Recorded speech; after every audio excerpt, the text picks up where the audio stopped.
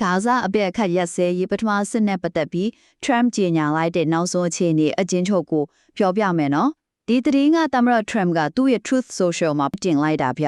ဟုတ်ပြီနှစ်လောက်တိုက်လာတဲ့စစ်ပွဲအတွက်ဒါကတကယ်အလဲပြောင်းကြီးဖြစ်လာနိုင်မလားဆိုတာစိတ်ဝင်စားစရာပဲ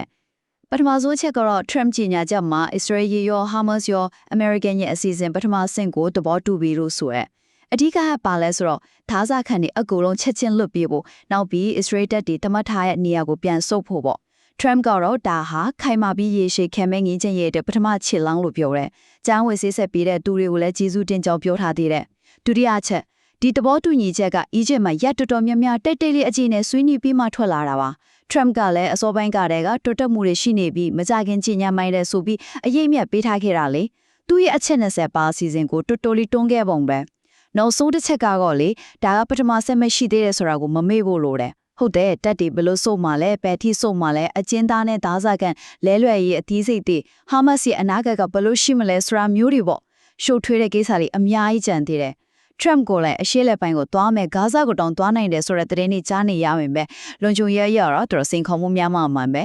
ဆိုတော့အတိုးချုံရရင်ဂါဇာအတွက်ပထမဆင့်အပြည့်ရသဘောတူညီချက်ကြီးညာလိုက်တာလားအရေးကြီးတဲ့တိုးတက်မှုပါဒါပေမဲ့တကယ်တမ်းအကောင့်ထက်ဖော်နိုင်မှာဒါအရာရောက်မှာပါ